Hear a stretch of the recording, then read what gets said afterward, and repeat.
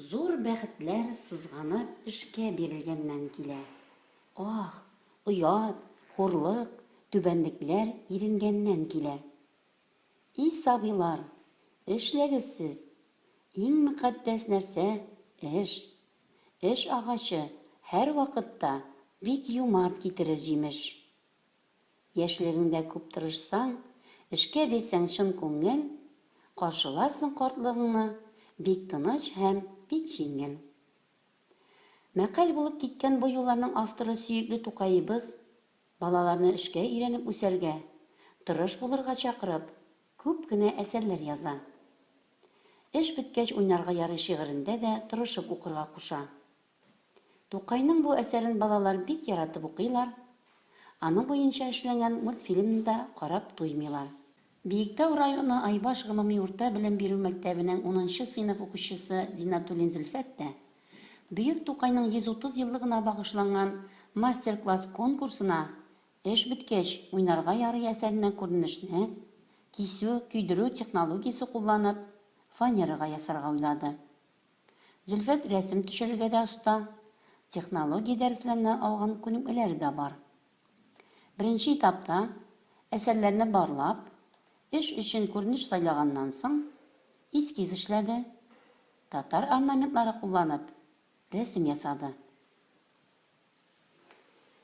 Дәрес әзерләп утыручы малай, кояш, алмагач, сандугач, бизәкле тәрәзә фонында күрсәтелде. Бик матур бер җәйге көн, өстәл янында бер сабый, ян тәрәзә каршысында иртәге дәресен карый. Рәсемне төшерү өчен тиешле зурлыкта кисеп, фанераны әзерләдек. Фанерага күчергеч кагаз ярдәмендә рәсем төшерелә.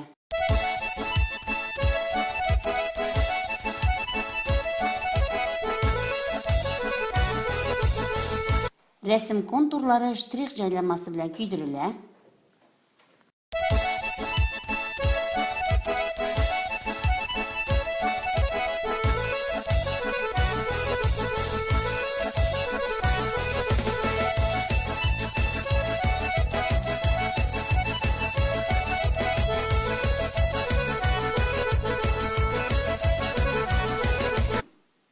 Контурлар әзер, тәрәзә йөзлеге тагын да матуррак булсын өчен, ян-як, аскы, өске бизәкләр лобзик белән киселә.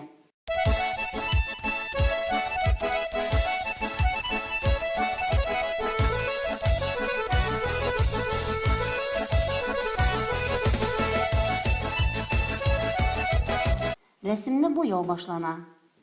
Татар халкы якты төсләр ярата.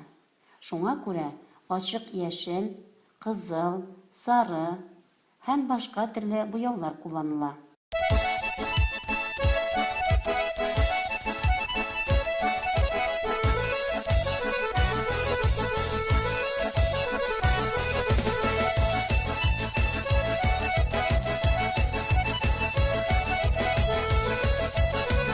Кипкәч, бөтенесе лакка буяла.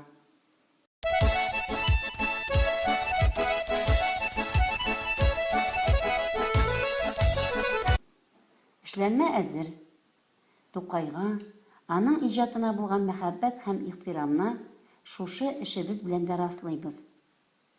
Зөлфәт бу эшкә җаваплы карады, бик теләп һәм яратып башкарды. Шуңа күрә матур килеп чыкты. Бәхетле шул баладыр. Кайсы дәресенә күңел бирсә, мөгаллимне улуг күрсә, белергә кушканын белсә. Әйе, Тукай шагыйрь, язучы гына түгел. Ул тәрбияче дә, педагог та, мәктәбем дә, телем дә ул Тукай. Тукайдагы кебек тел кайда?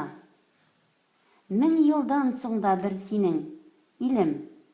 Кайтасыңны беләм Тукайга. Игътибарыгыз өчен рәхмәт.